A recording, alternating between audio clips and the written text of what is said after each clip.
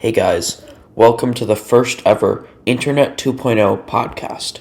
Today I'm interviewing Cade, the creator of Hex VR and VR enthusiast. Enjoy. Alright guys, welcome to the podcast. This is the first ever edition of Internet 2.0. Today I've got Cade, the creator of Hex VR and a giant VR enthusiast. And we're going to sit down and talk about VR and the future of tech. Alright, so first off, I want to ask, how did you get into VR? What was that story? Ooh. Years ago, somebody came over to my house with one of the not CV1, the DK1, so the first development kit for the Oculus Rift. Oh, and so Damn. Yeah, so not even the final release, Damn. Before it came out. Oh, wow. And we messed around it for probably like 45-ish minutes, and that was like, oh, alright, putting all my money into this right now. How did your friend get access to that headset? It was a family friend. They worked at some development firm. I don't remember what it was. It was some software development. It wasn't even games. It was just like tech development. Damn. They come over to talk with the family in general and brought it along. That's crazy. That's insanely lucky. That's awesome. So what was your so what inspired you to start developing tech for VR? Because I know you have a long history with, making things for VR and such. Like, what inspired that? I guess just watching everything grow, because you sit there and you that DK1 and you try it out. It's it's cool, but it's nowhere near what I'm wearing right now. And it's just watching that big difference grow, and then over time you look at it and you go, okay, what can I do to help? Because obviously it's going to grow. Where can I submit myself in that history of the next generation of technology? Things like that. Yeah. So you just wanted to help create the future, essentially, and wanted to be a part of it. In a very aggressive way. Yeah. Very grand scheme, yeah. Yeah, that's awesome. Yeah, I feel the same way. I've done it's a good feeling. I mean, definitely being part of the future is just an awesome feeling, and it's something that some people just do and some people don't. It's just a thing I feel like some people have and some people don't have that passion for creating the future. That's awesome. So what was if you look back at oh, sorry. No, you're good. Go ahead. Sorry. When you look back at stuff when I was a little kid and I had a Wii, I had a GameCube, and you look at gaming back then and gaming now, how much it's drastically changed. And it doesn't even have to be just gaming, it could be social interaction. Facebook was created in the early 2000s as a college chat box, yeah. Basically. You just chat with each other through college, and it's grown. We're kind of in that stage too where it's this has started out as just a small gaming thing, and it's going to grow. It's going to keep going. Exactly. And it's going to branch off into other industries. So, because right now it's gaming and social, but there's a lot more you can do with the tech, and we're getting to that point where we can kind of branch off, and it can be used I guess what I'm saying is it hasn't been implemented in many places yet, but it's getting to a point where it's getting so good where it can just heighten the tools you have now. It's just that's why I like to, call it Internet 2.0, because it's Internet provided all these amazing tools for people to, use, and Internet 2.0, the metaverse, VR, is just those same tools, but it's just better use. You can socialize easier. You get now with the Quest Pro, you have the face tracking, so you can actually see the people's emotions. So it's just heightening that. Just like Facebook, it's instead of messages, now you actually have, a person, an avatar with face, emotions and such. What do you think? Do you think that there's any new stuff that we haven't seen yet? What's your predictions for heightening this, social, being able to socialize? What's next, do you think? So soon the form factor is gonna shrink. We've seen the Quest 3 now, which has been leaked courtesy of Satellites Bradley and a ton of other people, where a lot of things are going to become smaller. That form factor is going to shrink, and then the big screen beyond as well is basically the size of a pair of goggles, just swimming goggles. and you're going to see that shrink to the point where taking on and off a VR headset is no longer like an event where you have to put it on your face, you have to tighten the strap, you got to do all these things, you got to log in. No, it's just going to be pick it up, slide it onto your head, and it's going to turn into that where it's just going to be ease of use, as well as things like mixed reality are going to come in where it's going to be camera pass-through. We see it now in the Quest Pro, but the Quest Pro costs $1,000, and soon it's going to cost, like, you're going to see headsets with mixed reality costing in the $500 range, then the $400 range. The same way that VR grew, where it started out being a $700-800 thing, plus a PC, then they cut out the PC, then the price drop. That next set is going to be that integration with real life, to where you can just put something on and you can walk around with it. Doesn't matter. It's just going to happen. I'd say 5 years. 5 years for all of that? Yeah. Yeah, I mean, with how things are progressing, I mean, look at how much we've gone in basically 5 years, right? VR's existed for almost 6 now, but... We're at 7 now if you look at the technical... Oh, yeah. I'm thinking of commercial release, but yeah, no, that's true. But yeah, I mean, technology just gets faster and faster with progression as time goes on, 100%. So yeah, and what you just described is, I think I agree with, that's the last thing that needs to happen for VR to go mainstream, because when it's that easy to, when it's that cheap and that it's not a task to, you don't need a special computer, you don't need cables, you just put it on just like if you were to put on, glasses almost. That once that happens, everybody's going to have VR. Because that's really what it needs to happen. Soon you have Apple releasing their headset too. Right. So when Apple releases their headset, it's going to be another step in the mainstream. Because when Apple does something, and then like, ridiculous amount of people buy it for no reason, even if it's overpriced. So once that's out there too, it's going to be like, well, that's actually, we're falling into that. It's actually a good point. Yeah, a lot of people will probably buy that because Apple can overcharge for things and get away with it. That's actually interesting. Yeah, I didn't realize that. Is Google? I don't remember if Google is making a headset. Did they say that they were? So they are doing HoloLens right now. Google HoloLens. It is a augmented reality only headset. They also had a while ago Google Daydream, but Daydream was pretty much like a fancy Google Cardboard. Yeah. So it never got off the ground, unfortunately. There's a chance they might try to dip their toes back in soon, because Samsung is likely dipping their toes back into the VR hardware manufacturing. Damn. Time will tell. Yeah. Oh, and speaking of AR, what's your thoughts on AR? Right now and the future? Right now, augmented reality is super early, and it's honestly terrible. Right now, it's low resolution. The field of view is tiny. But the thing with it is that it does have that room to grow. That's why mixed reality is the thing right now with the cameras on the headsets and the overlays to the cameras. Eventually, when those displays get small enough, there will be a better AR headset. I've actually even personally been working on an AR headset of my own to minimize Oh my god. Damn. Just the idea of being able to function with it, to look at those designs, to design like how the light reflects off of the lenses, design where you can fit an entire display inside of a pair of glasses. Like it's looking into all of that and being like, okay, this may not be viable now, but what about in 5 years? Right. When suddenly we do have displays this small, or we do have a type of lens that works like this, where you can reflect light just like we need to.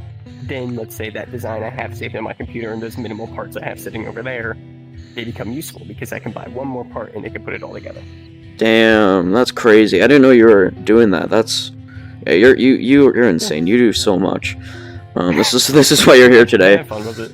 Yeah, no, you're awesome with how much you do for the VR space, and you don't do it for profit, which is rare to find. You do it out of love for the future, which is awesome.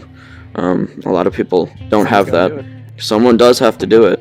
Well, and it will pay off, because then those things will become profitable and people will look to you, because you were the one who actually cared about the thing, not the money. So, it's awesome. But speaking on AR, I was thinking about it a couple days ago, because you can kind of do this future projections of what do you think it's going to be like. You're talking about SyiFyi and stuff like that, and that's where it gets scary, in my opinion, because VR VR in the name is virtual reality. You know, it's not the same as reality, but with AR, you're literally, you know, combining reality with things that aren't real. And I don't know if you've seen Elon Musk's Neuralink, that type of thing of actually implementing technology into your body. I mean, you know, I'm thinking we might have, not anytime soon, but like a little chip that you put in your brain that can make AR things appear in front of you. And, you know, that's really cool and all, but that's dangerous. I mean, that's a lot of power that whatever company has. It's literally in you. What's your thoughts on that? So with Neuralink specifically, I know you mentioned it, it's unlikely to be that, luckily, because Neuralink can't display images right now, and the odds of that ever happening is kind of low within the next 10 to 15 years. What we're going to see first is those wearables, those like glasses. There was a company working on a contact lens that had a display in it where it augmented like small overlays like directions or like distance or like your heart rate, stuff like that, right onto a tiny little display right there. And we'll see those wearables beforehand. And thinking about like that sci-fi dystopian thing that you mentioned, I actually, a precursor, I went to school for film. I unfortunately stopped going to school for film because I had other things I had to worry about. And, you know, just I'm not a very good student. I'm far better just a worker. So what happened was back when I was in school for film, I was actually working on a script, and it was very reminiscent of that idea, where it was, what if you were walking down New York City and you have an augmented reality, like pair of glasses on. You see advertisements everywhere you walk. And if you look into like the dystopian side of it, what if they were doing construction on a building and they overlaid it with a big AR like sign that said like under construction or whatever? But in like, you don't worry about it because you can't see it, and everybody always wears these glasses. Nobody takes them off. But what if you do take them off? Well, then you look at that building that's under construction and it's just falling apart. Nobody's working on it. Or you look at all these signs and they're just on buildings that are just like rotting, or you're like the street lights don't work anymore, or the cars on the road aren't all there. Like you start to wonder if these become a big part of our lives to the point where we don't take them off, like our phones. Then you wonder, what could they also hide? And I think that's just a lovely story that you can tell. That's actually really cool. On that script. Yeah, that is the fear. I mean, because that just shows how much power that could have over everyone's day-to-day life. You compared it to the phone, yeah. I mean, if we get to a point in 20, 30 years, if not sooner, where we have something like that, I mean, we would use it probably more than our phone. We would never put it down. And if we get to a point where it's a chip you put in your head, it's not even something you wear, like, that's the thing with all of this and all these future technologies is it's either going to be really good or really bad. Because it could be either. It could be awesome and it can improve everyone's day-to-day life, but if it falls in the wrong hands, it can be used to destroy, do horrible things. So I guess I'm asking you, what do you think would be the best way or best ways to prevent this future technology being, used incorrectly or used for harm? So, you know how the big thing right now is Meta owning, like, the entire industry. The industry is theirs. Like, they make the most amount of headsets in the most amount of places, they sell the most amount of software, they buy the most amount of studios to make what they want. We can't let that continue. Yeah. Which is a really hard ask, because, like, it is difficult to topple something like that, and it's not necessarily, like, overthrow the government or overthrow Meta. Like, it doesn't have to be that. But we do have to be able to put our foot down and say, like, we need to make this. Like, you guys can't make this, we need to do this. The community, the metaverse isn't a company, the metaverse is everything. And as soon as you try to say that you own or you create the metaverse, then it's no longer a metaverse, because then it doesn't make sense. Yep. That doesn't work anymore, because a metaverse is what everybody builds. That's what VR chat was. That's what early VR was back in 2017, 2018, when it was more or less the wild west of virtual reality. Like, it was everybody banded together and built something because the headset manufacturer built a headset and that was it. They were done. Right. The Oculus Rift existed, the Vive existed, The index was like teased every so often. The controllers were teased a lot as the Valve knuckles. Like that's all it was. It was the headset manufacturers made the headsets. And it was up to the community to make the software. And Meta was smart enough to realize that they can make software, pump it out as fast as possible, and they can just win immediately. And we can't continue to allow that, because if that happens, then VR is no longer ours, it is theirs, it is a corporation's.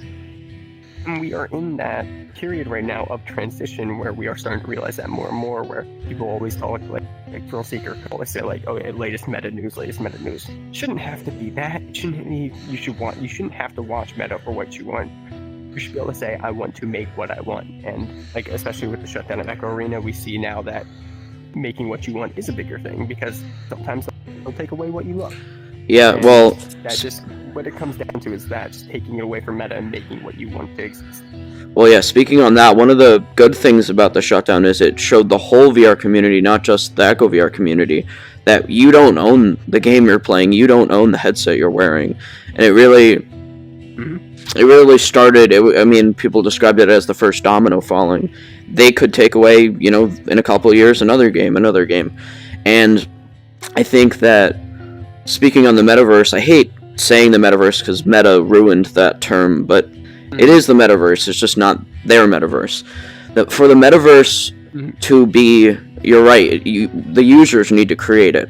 The difficulty, because we live in a capitalist society, the difficulty with allowing that is, or having that is, it's great and all to have the people make the thing, but even speaking on VR chat, to use as a metaphor, what about the actual utility to make the thing? So in VR chat, you have the ability to make avatars, but who owns that? They don't own the avatars, but they own the ability to make the avatars.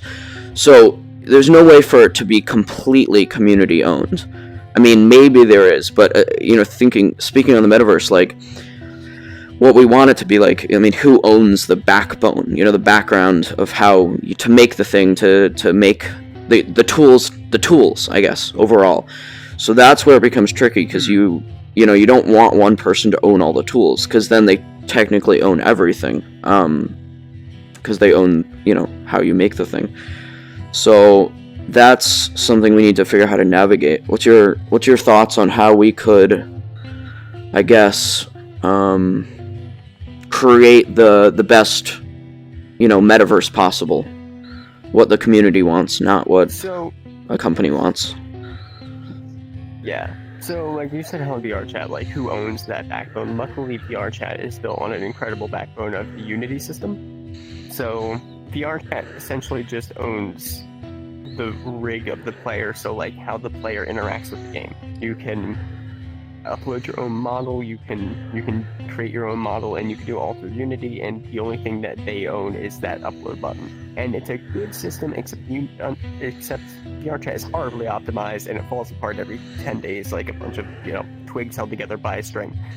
So you do have to walk into that, but that idea of that backbone, that's an SDK. So that's what Meta wants to try to create, is those SDKs.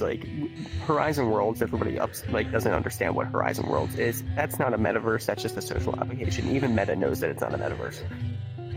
That they want to build those tools, those SDKs, and having them own them does shut it down. But at the same time, if you look at Google, you use Google and you sign in with Google. When you sign in with Google, you are using a Google service, even if you are not on a Google website. So it becomes that tricky back and forth of, do I use these tools that more people use to help create what I want to build in this world? Or do I use tools that nobody else uses, or build my own tool? And there's a hilarious software engineer joke that I hear all the time that I just love, because you think about a group of software engineers and they go, there's 14 different answers to this one problem. We have to make a single answer to this one problem. And then in the end, you come out with 15 different answers to one problem, because it's never perfect.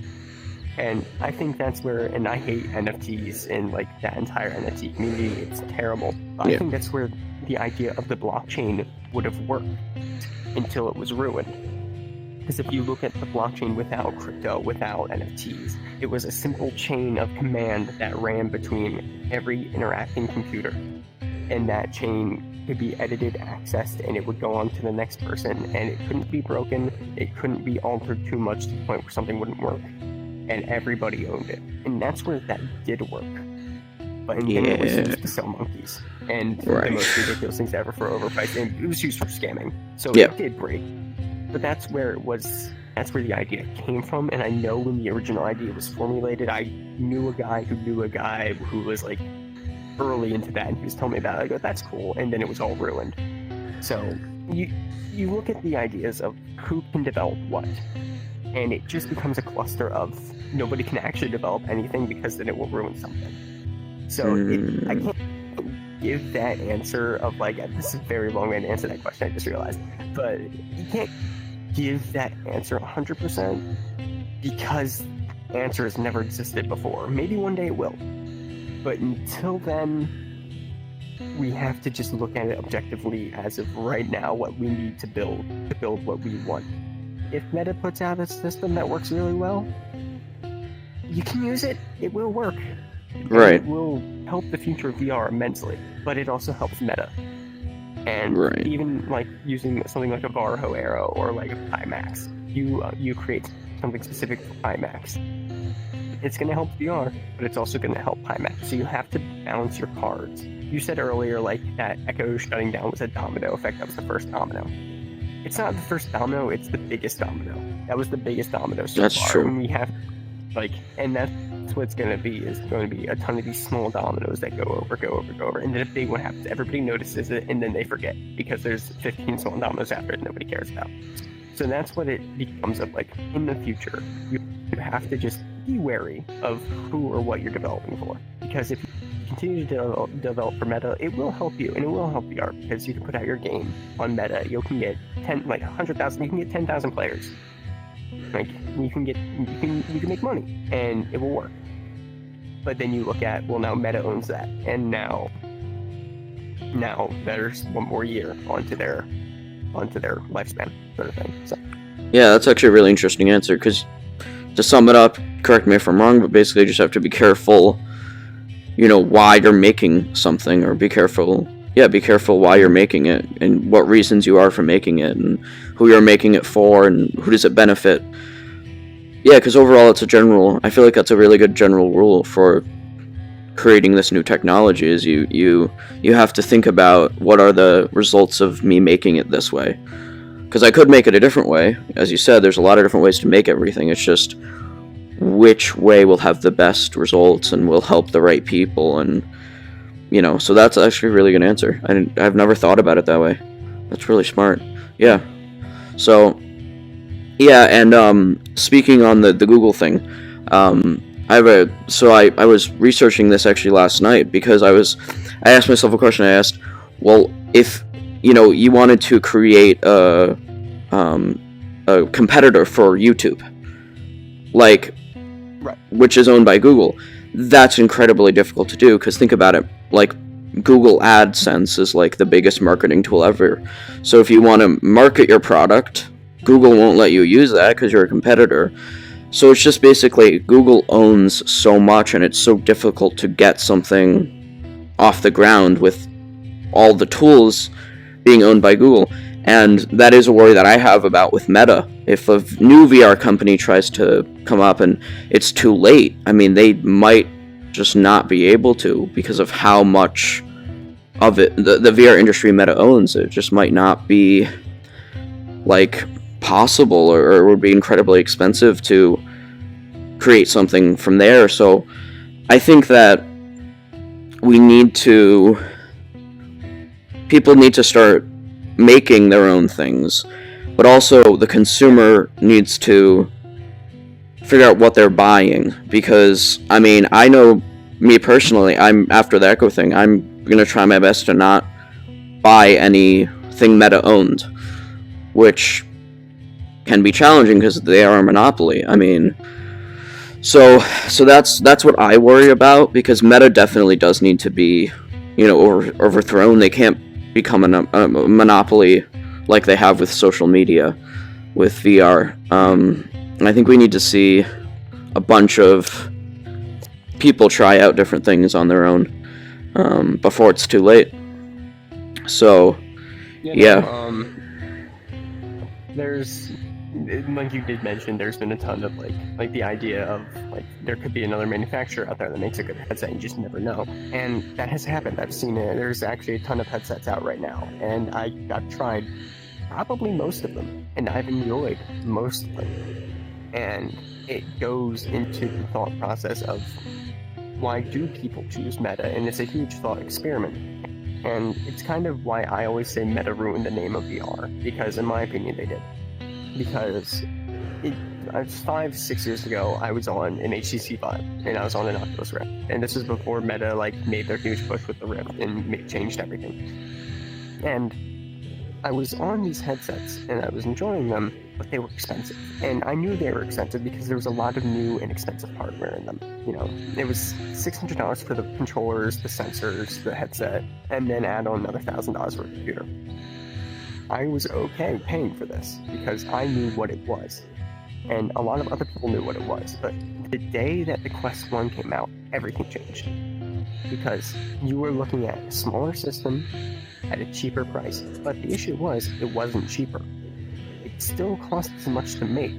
But Meta was practically, and still is, giving it away for free to push themselves to be that number one in the space. So now people complain when, like, let's say, like, they look at a Valve Index. They're like, oh, that's $1,000 for the 4K, or like a big screen beyond. Oh, that's $1,000 plus the controllers, or like the Pico 4, or any of those other headsets. The Pico 4 actually was subsidized as well, which made it cheaper, which made it better for a lot of people to buy. But people see all these new headsets that come out and they'll immediately brush it off because, well, the Quest 2 is $400. I can just buy a Quest 2 and call it a day. Like, there's a couple things that are worse, there's a couple things that are better than the Quest 2. And I'll admit, the Quest 2 is a great headset. Like, high resolution, standalone, like, knocked it out of the park. And unfortunately, they knocked it out of the park too well. Because now people will see those competitors and they'll go, well, that's ridiculous, I don't need that anyways. Like the HTC, the XR Elite. It's a great headset. I loved the XR Elite. That thing fit beautifully, it had a great screen, had a great pass-through, good controllers, PC VR capable, it was incredible. But there's things that it does that the Quest 2 also does, so immediately became useless, because the Quest 2 can do it. Why would I spend that much money on something that could be a Quest 2? And it became that of, they ruined the name of VR because people now expect VR to cost less than it actually does. And people are going to run into that issue later on when the Quest 3 comes out, and the Quest 3 is going to be around $400 to $500. And they're going to be, well, is this worth it? And they're going to say yes eventually because it's a Quest. But the problem is that over time, the headset prices are going to start going back up because they can't continue that train of the cheap headsets. That's why the Quest Pro was $1,500 when it came out, because you can't continue that train of super cheap headsets without not turning a profit. And that's what's going to turn into, people are going to see these headsets come out at higher prices again, and they're going to be like, well, what the hell, the Quest 2 was $400. And it's going to fall into that. That's actually really interesting. I didn't yeah, that's actually fair that it would go back up in price. But could that actually be a good thing? Because it could create an opportunity for someone to, when Meta has to, charge more to make a profit. If someone were to make a new headset and have it be cheaper, I mean, would it give people more of an opportunity to make something better? Because I totally agree. I think the reason why Meta is winning right now is because they can charge so little for a headset.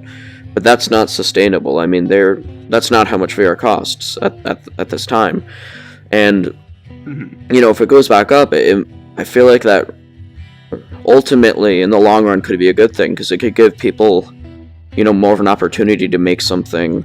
It just creates easier competition, I guess, is what I'm trying to say. Yes and no. Because yes, Meta's price is going up will leave more room for people to put out something the same price. Like something like Meta puts out a headset for $600. Well, company B over here, HTC, whoever it is, Pimax, whatever, to put out a headset for $600. But the problem is, even with that $600 headset being similar in specs, Meta's is probably going to have better quality because of they have tons of people in the supply chain. Like, for example, I'm wearing a Quest Pro right now. I don't like the Quest Pro, but these lenses are unbeat. They're unmatched. These new pancake lenses that they made specific for the Quest Pro are incredible. I know somebody with a big screen beyond, and the lenses, like, they're different. And you can, like, sometimes you can tell whether or not you like specific lenses or not. And it's just, it becomes that idea of, yeah, both these headset manufacturers can come out with a $600 headset, but Meta still might have quality behind it, and they also have their name, so where the normal consumer will still choose Meta over the side, but more people will also choose the other side if they don't like Meta. So it becomes that sort of, it becomes a balancing game of who's in trust right now, who can they trust, who has that supply chain luck, who has that, who comes out first. It becomes a console war pretty much. That's actually really interesting. Yeah, well, yeah, that's true. Yeah, you got to be careful with giving, or yeah, with, you got to, well, I think overall, what am I saying? I think overall,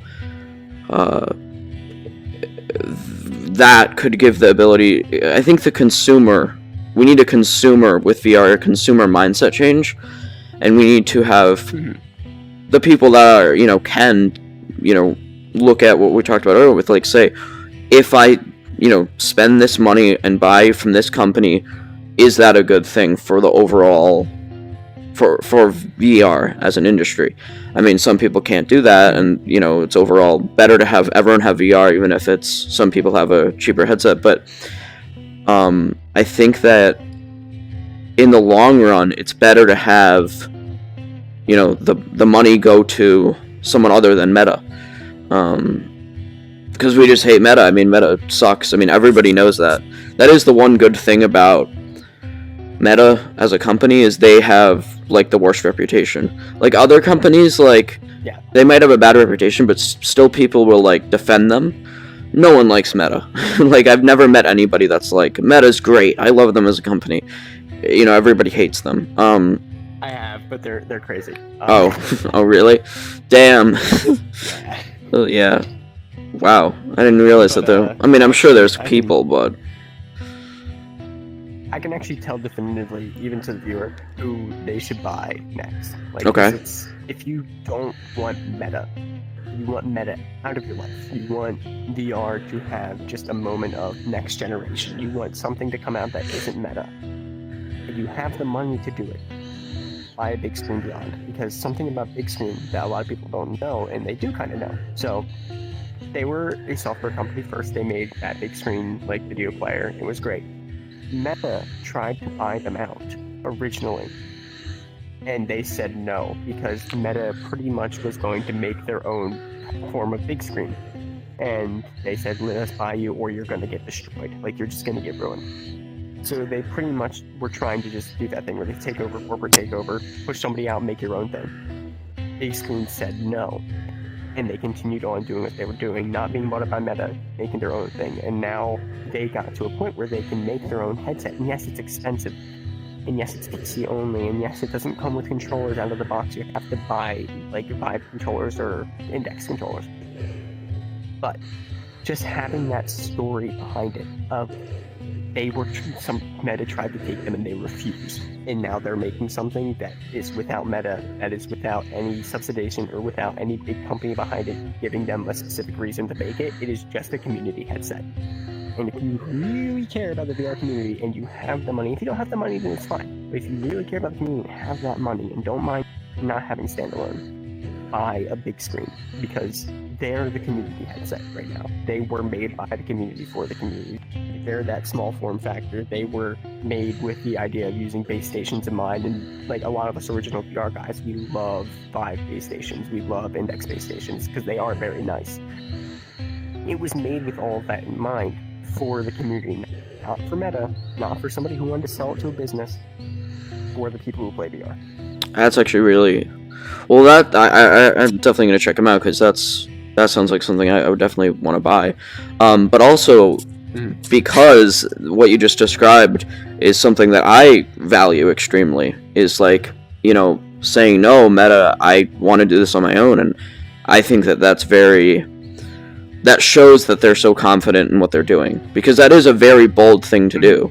You have to be pretty confident that you will, because that's a great opportunity for money-wise, and so them not taking it shows that they have, values beyond making money.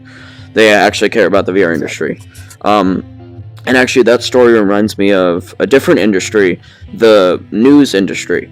So a big problem with the news industry is independent journalism independent journalism gives you, if you're just independently covering the news, it gives you the ability to choose how long you want your story to be.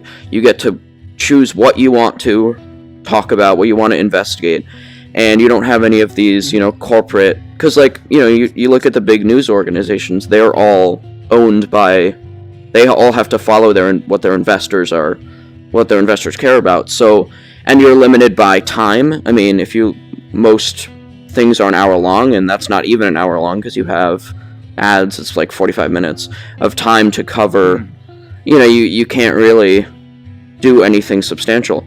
So independent journalism is very similar to that, because a lot of independent journals will get offered to get bought by these big companies, these big news organizations, and most of them say yes.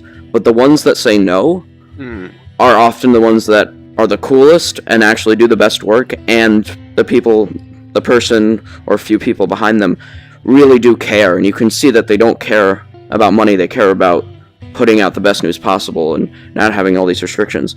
So that, I really value someone like that, or some people like that, and big screen, that shows that, is very similar with how, that shows that they do care about what they're doing and they want to make the best future possible for VR. So I'll probably buy that headset next.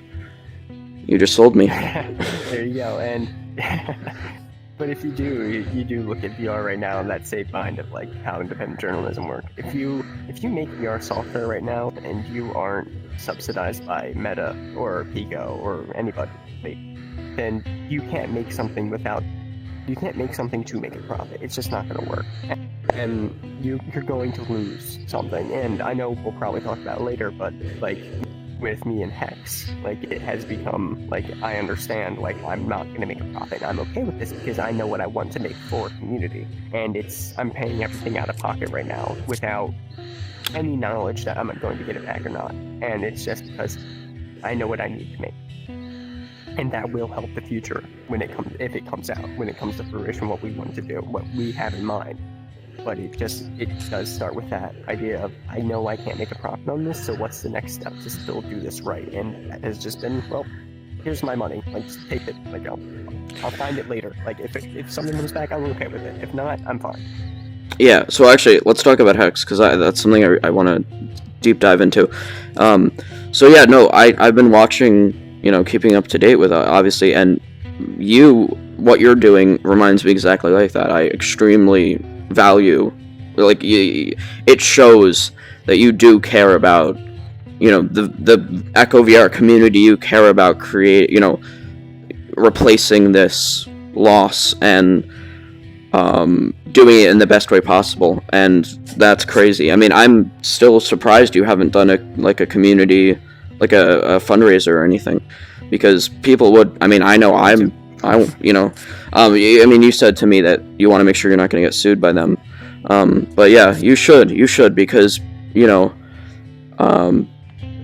the community will help out, as soon as you feel comfortable. But no, I really appreciate what you're doing. I mean, it's given me the ability to, at least potentially continue doing what I was doing. I mean, I was planning to create a whole paid esports league for Echo, and those plans kind of went through the roof. But with Hex, I definitely feel like I can continue doing them. And it just, the biggest thing that I always care about with any of these video games is that the community is involved. Because, for example, Vale, do you know Vale, the shooter? Yeah. The developers are someone I really admire, because they were in the Discord like every day asking the community what they wanted to do, what they thought was best for the game, and they implemented them. I mean, I'm pretty sure the zip lines were a community idea, and they were like, that's awesome. So I mean, I really value that, and I think a lot of companies don't do anything close to that. So I really appreciate that you're involved with the community, that you're doing it right, really. You're doing it right. So I commend you for that, and I'm super excited. Thank you. When you make a community project, because that's what this is. Like, I barely even call us a startup yet, because we're still in like the early stages of what we want to do. And like, me personally, I would love to work in the VR industry. I'm not there yet. I know I'm not there yet. And like, my development skills, like my coding skills, are not the best. And that's why I have Blue. That's why I have Stefan, who are there to like to organize the coding. I'll organize whatever needs to be organized, but when they do code, they do code. And it's just the idea of when you work on a community-based project, you have to, one, understand the community that's coming from. And I don't like to talk about the other projects, but there are other projects in the same vein. And when you look at some of them, you just realize like some of these people just didn't come from Echo. Yeah. And like, that's not a bad thing. You can research Echo, and you can become a part of Echo still, and you can talk to the community. But just with myself having that experience of playing Echo for years and being a diamond player and playing this game a lot, like if you go into a lobby even before Hex, you could have said the name SyiFyi, and at least one person would be like, oh yeah, I know that name, because I've just played it for so long. And it comes down to that, like, if you're doing something around a community, you need the community there. If you don't have the community there, then it's worthless, because what if you make a decision and that decision's horrible, but nobody knew about it? Well, now your throwing sucks. So now your bounce equation sucks, so now your math design is terrible. Well, you could have talked to the community while you're prevising it, and it could have been done better. And it just becomes that if you're building something to help a community, then you should at least have the community with like immediately in mind, and you should also be ready to update it. You should be ready to change it whenever there's a suggestion. We have an entire suggestions channel on the server, and I look at that every day and read and respond to those posts. And I just look at it, and then I bring it to our development server, because we have a server where we talk about all of our development. Bring it to people and be like, what's the decision about this? What can we do about this? Actually, just last night we had a huge meeting with all the leads about like what is the future of Hex, because we're at a part now where we have a couple of crossroads we can take, and we want to make sure like with those crossroads we take the right one. And I believe Monday we're probably going to do a poll about one of those crossroads to see what people want about like a specific thing, and it has to do with the development of Hex Underground, which is our shooter style game mode. So it's always there's like, you need the community's insight, even if you're making those decisions in the long run. What do the people want from you to make those decisions? And it becomes that. Yeah, no, that really shows. I mean, I love some aspects of the game. I mean, I've played the like very early thing, but one of the things that really stood out to me was you can like go in the tunnels, like you go behind the wall in one of the arenas, and that's something that like, or like it gives the ability to have so much more like self-passing. Like it gives that the arena shape, and I mean, there's very few things I would say about Echo VR that could be improved, but one of them is definitely like that tunnel. I was like, whoa, because that's sick. That's one of the few things, and just having that ability to like, that's just really, really cool. So I think that, and having the four hole things at the top and the bottom, those are awesome. So those are really, really cool. I think that, yeah, I think that I've seen the screenshots of the map design and stuff.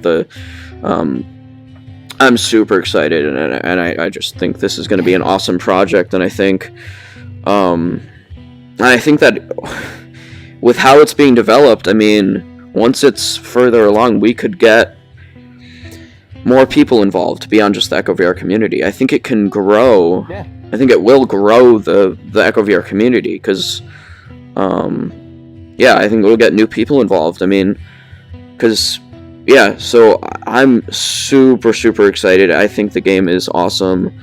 I think that, you again and again, I have to keep saying this, the way you're developing it is right. Like, you're doing it correctly.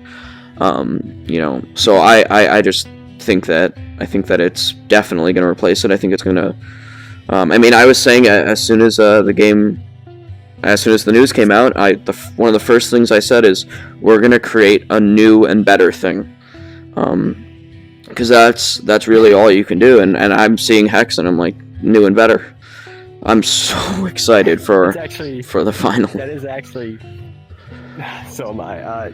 We're not there yet, and I can't promise like the final will happen. So like I know everybody wants that, where it's like like I can't wait for the final. I still can't promise it, and a lot of people are like, yes, you can now. Like you can, like you have that minimum viable product. Like you can promise something, and I still want to refrain from this. Actually, why I still won't do like a GoFundMe or like a Patreon or like anything like a Kickstarter, because I feel we're still not at that point where we can say like if I want somebody to pay for something, I want the thing that they have access to at that moment to be good enough to be paid for already. So even if it isn't like the final game,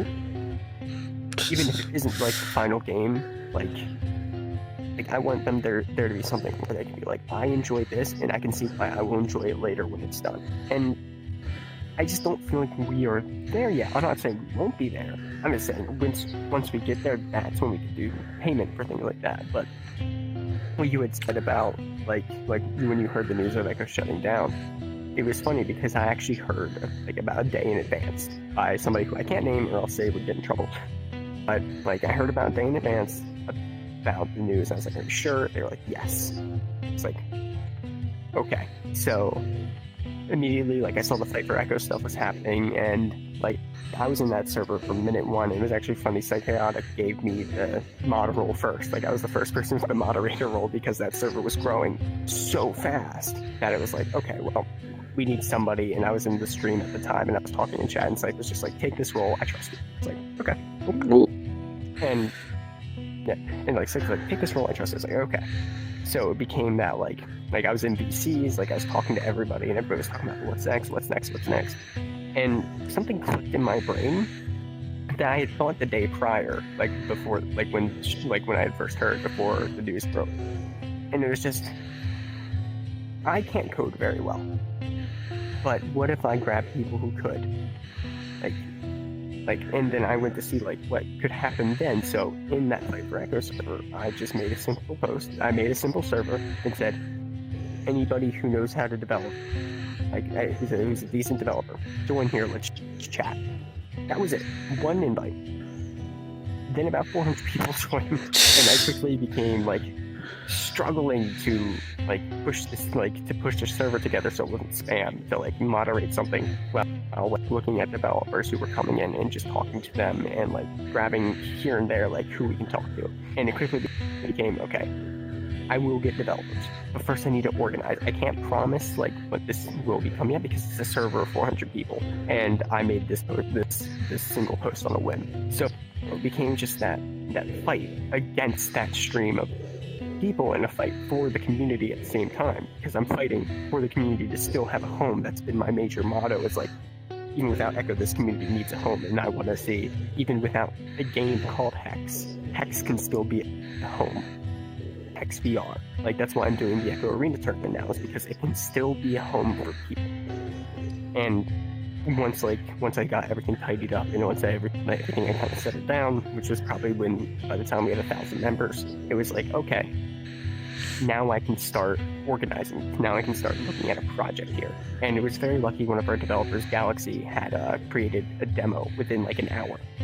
Oh my god. Being in the server, which was ridiculous. And like I played it, I was like, what the hell? And I posted in sneak peeks, and that brought more people in because they shared that video around. Everybody called it Roblox Echo Arena, which I thought was funny because like the arms are square.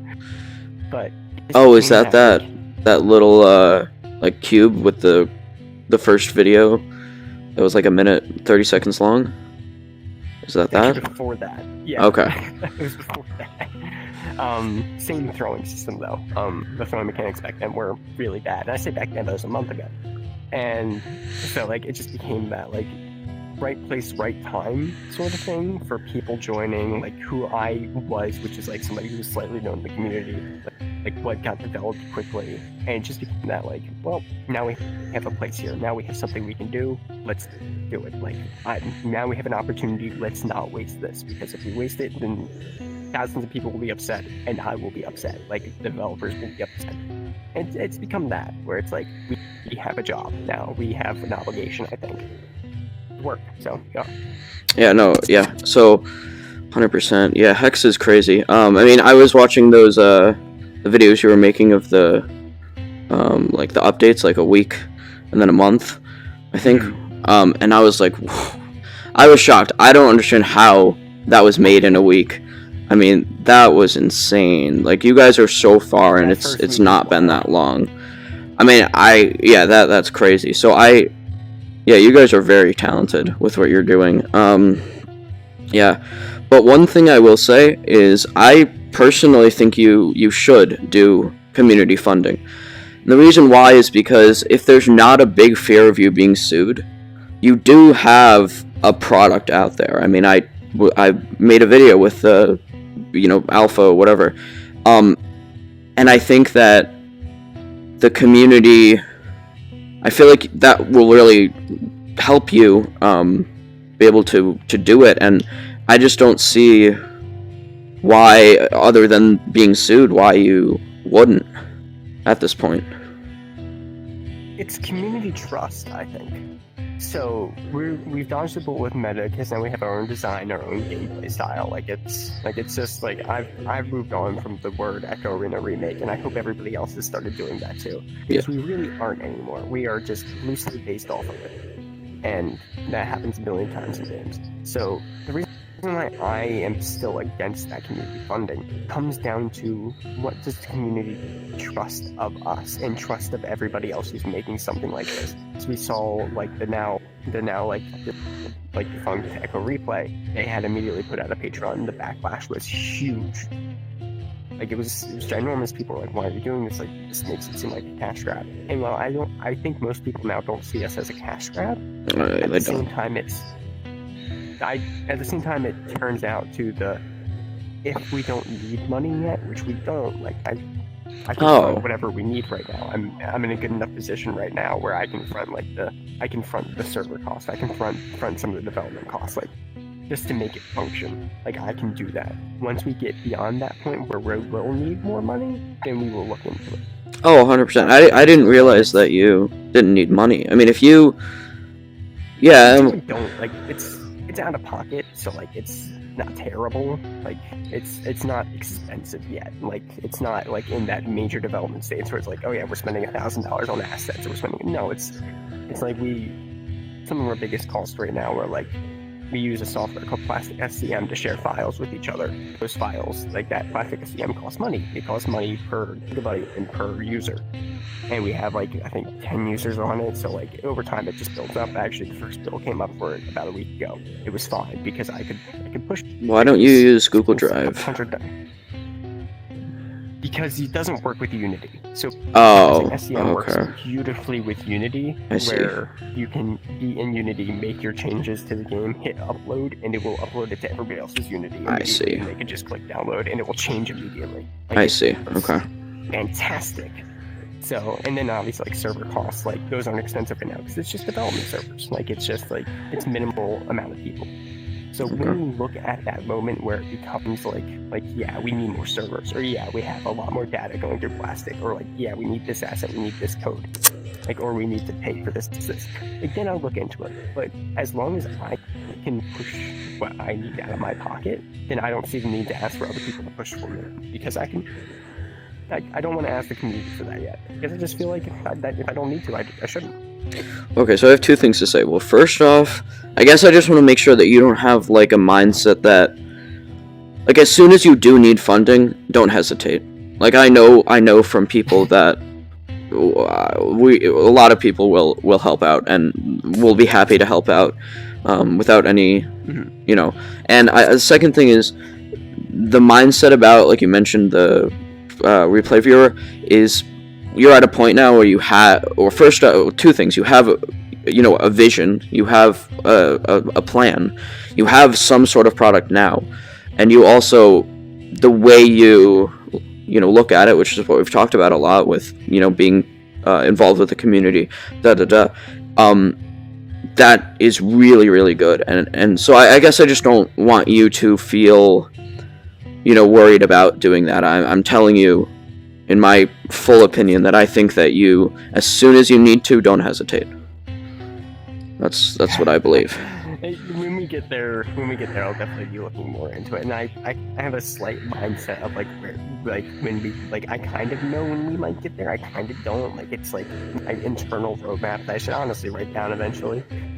But it's I have an idea of when something like that may happen. And I'm preparing for it. But until we get there, I'm like, there's no need to even bring it up to the public and be like, I actually put out a poll a couple days ago, just what point in the game would you consider something like a pre-order, in development time, just to gauge it. This has no means of what we may do or may not do in the future, just a means of how do people feel. And there was a pretty good amount of people that said as soon as the first arena game mode, as soon as you can play a full match of the game, it doesn't even have to be polished. That was the main consensus. Doesn't have to be polished, doesn't have to be done, just as soon as I can play an arena match, then I give money. I was like, okay. So I know when people will think about it, so I have that gauge of when it may happen. But until it happens, I don't feel like I need to ask, sort of thing. Well, so with that, I actually filled out and I selected that answer, but I was thinking pre-order. So what I'm saying. Okay, yeah, but I guess what I'm saying is I just had this idea. What if? So you have development costs, right? You could make those public and be like, hey guys, I'm spending this much on whatever the file sharing, blah blah blah, and then because then people and then you say, okay, I need this much per month. People that's very good because people will make sure that you're not not that I think you would, but it's just it gets rid of the cash grab. It goes, this much. So it's just that's one idea because that would get rid of it. I mean, I just really don't want you to have any worry or have any hesitation with this. I mean, if you are, just in my opinion, I would do it, and I would just say, hey, I'm spending this much on and list out your expenses and just be like, can you guys cover this? Or it would mean a lot if you could help out. It just doesn't make sense on why you wouldn't, but I understand where you're coming from as well. But I mean, definitely, you should do it. The community's here to help. Yeah. Yeah. I don't know. When we get closer to that idea of when, because another thing is even if people put money in, just to help out with the development costs, now, if I do that, where it's just oh yeah, it's gonna cost me this much, if you want to help out, you can. When it comes to that, then I also feel obligated to provide to those specific people something that they get their money's worth and more than the game because they did it early. And that's always the idea of, if somebody spends more money than another person, well then are they entitled to more or not? So then it becomes a juggle of well, this person helped earlier, so now I owe them this much in content or whatever. So it then also becomes sort of a headache that I don't necessarily always feel like dealing with. Because yeah, that's fair. A list of people. Well, I actually kickstarted a game a while back when it was being made, and all they did was just give out a little banner that said kick or I think what did it say, early access or something, but there's just some banner that said, hey, I helped make it. I mean, I that's all that people really want. They don't really want, and you could give just some more in-depth information to what you guys are working on to those people. Yeah, I mean, but with the idea of the banner, then it falls into the idea of, well, now I have to promise banners forever, for and then in my mind it jumps into how Echo Replay did their thing, where it was just they had a Patreon, there was tons of Patreon tiers, in-game currency amounts, cosmetics, starter kits, yada yada yada that. And while a single banner isn't as much as that, it does fall into, well, now I have to promise that there will be a banner. Well, what if you just said some customization thing that said, hey, I helped fundraise for the game or something. I don't know, it's just a thought for a simple thing that would mean a lot to people. That's all. Yeah. Again, we'll So look into it to see like what wouldn't be viable. Right now, our main idea is just development of mechanics. So right. that's just been my big thing. And so how many is there? 2 game modes, or are you doing more than 2? So right now there's 2 planned. We actually just recently put out a lot of information to content creators like yourself and the other ones about Underground, which is which is our I guess combat style like game mode, but it differs a lot. Like it's more Overwatch and zero gravity than it is like just shoot 'em up in zero gravity. So we have that, and then we have Arena, and then like we have a ton of like just concepted ones in our minds that we want to look into eventually, but we know for sure Arena and Underground are what we want to make. A lot of the developers are actually really excited for Underground, probably a bit more than Arena, because the way that we've designed Underground sounds like something we all really want to play. Yeah. So. Yeah, well, Underground looks awesome. I read through that. Well, and another thing that I'm sure you know, but just something I was thinking about when I was thinking about hexes. What a big thing that I think is often overlooked with what made Echo Arena, was the lobby, because the lobby was just such a the lobby is just a meaningful place, and it had you create memories there. It's a very social thing. So I think, I'm sure you are, but definitely put a lot of thought into the lobby, which I'm sure you will. I trust you, but it's just like the lobby, I feel like, is a often overlooked place and is, in my opinion, very important to, the social aspect. So fun fact, in the game right now, you just can't access it. There is a precursor lobby. It is a simple room that is like half of the lobby, like half of just like an unrendered thing. But it is something that we are actively working on, just not as much as mechanics. But I've been designing lobbies, like we've been talking a lot. We had a ton of different designs that we've just pushed through, looked at, said this is good, this is bad, iterated on, and then like we've landed on one now that I think we all enjoy. We just haven't put it in yet because we still want to get those mechanics done first. Yeah. Wait, is that That's a big thing for us. Is that lobby in the same map as the arena? It's just not accessible? No, it's a different scene. So we'd have to set up an area where you can switch the scene, which we just haven't done yet. Oh, okay. All right. And it's not modeled either. Like it's pretty much half of our current arena and like half of like a cube. Okay. Like that's all it really is right now. But it's just there's a scene there for when we want to work on a lobby, we can start it in that area already. Oh, interesting. All right, cool. I was just asking because I actually glitched outside of the arena and I saw like some weird, cool things. But yeah, all right. So yeah, the Hex Underground. Wait, so is that like gonna be literally underground the arena? Is it gonna be under the arena? Is that why it's called that? So there's a little bit, yeah. So there's some in-game lore stuff that we've put together just to like make it more enjoyable. One, for us while we develop it, two, for the player once it comes out. But one of the things is, so a while ago we posted a tower concept art. It was just 2D drawn art by my wonderful friend Maxim. He drew it up and it was just incredible. And so that tower is the idea of Hex Tower. So the center of the tower is the lobby. It's a vertical lobby idea where like you can like float around since it's zero gravity. The top of the tower is the arena. And now like obviously like it isn't accessible like from one another, but like in lore, that's what it is. And then underneath of it is something called the ZGrav core, which is the first time I've said it out loud to not the developers. But the ZGrav core is something that generates zero gravity for the entire tower. And like objects in the tower. And what happens is underneath the tower there's like an underground fighting ring where people take the power of the ZGrav core and they do like battles. Like, that's sick. So and like the style will be like grungy, like think of Arcane Zaun if you know what that is, like where it's just like dilapidated and it's falling apart, but like it's got this like neon look to it. So like it's all one big area. And underground. Oh, that's awesome. Wait, so are you actually going to design it that way, or is it just lore? Yeah. Let's go. Yeah, that sounds actually awesome.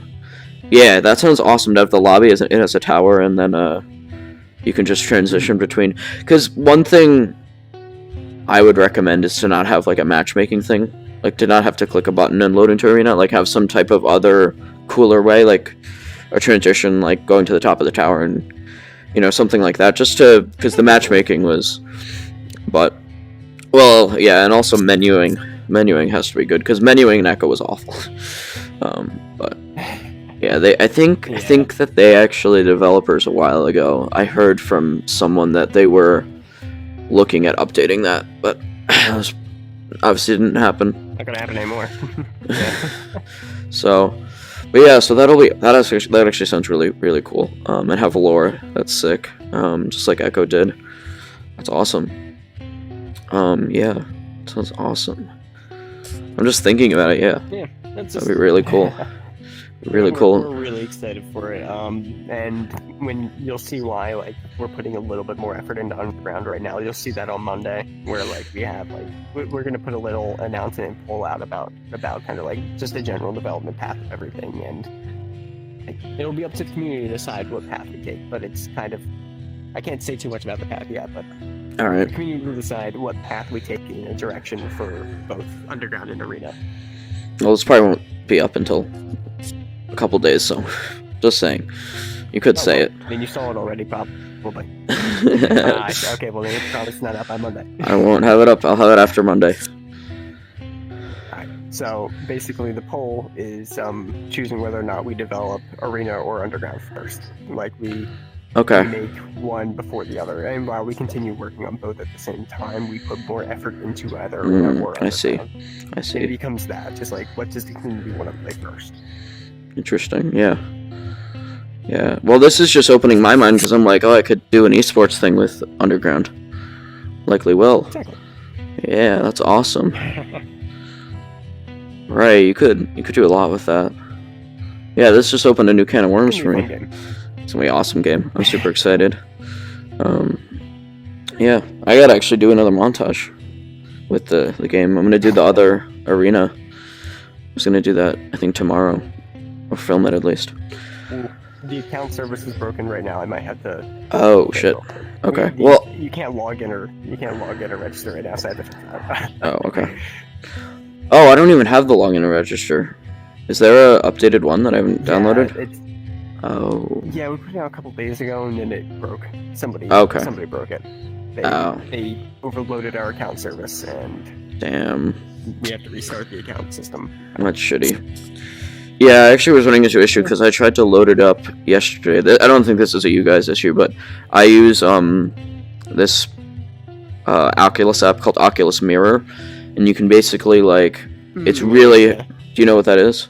It's really helpful because it enables you to increase the FOV of any Oculus application, because a lot of Oculus applications don't actually have the settings in game, and it would keep breaking on the desktop, not in the headset, but I think that was probably a computer issue for me.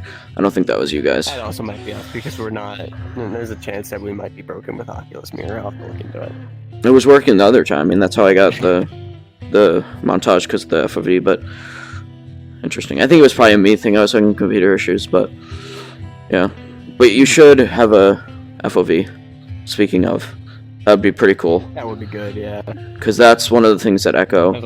Well, and overall, actually, something that was talked about a lot, this just reminded me, was, that people really wanted for Echo was, a content, a content creator, settings.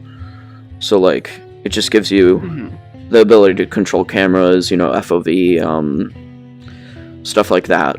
That would be sick, because... I think they were gonna do it, yeah. Echo was gonna do that, and then Spark did it for them. Oh, that's true. But yeah, having Spark... That's true.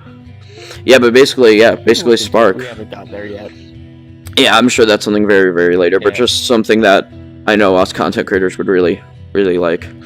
Because I don't think Spark will work with Hex, so... But yeah. Not at all. Yeah. I don't know what they're gonna do. Have you already tried? Oh, well, yeah, I'm sure. Working on something. I don't know what. Yeah, I don't think. I just know they're working on something. Yeah, I know NTS Friends is probably not. I mean, I think he works for Meta, or he works for. I think he works for Meta Reality, something. I don't know. Oh, okay, Reality Labs. Yeah, Reality Labs, but so I don't think they'll probably do much else. Yeah, but all right, cool. Let's see, how much time do we got? 10 minutes. Should we wrap it up? We got Hour 11 minutes footage. Got like an hour-long pod. Is that cool? Looks like my waist tracker has died. Uh-oh. Yeah, that works. Alright, sweet. I just checked it. I have a little wrist thing. Alright, I'll post it in the verified thing after Monday when I upload it. Yeah. Alright, sweet. It was fun, thank you. Yeah, thank you.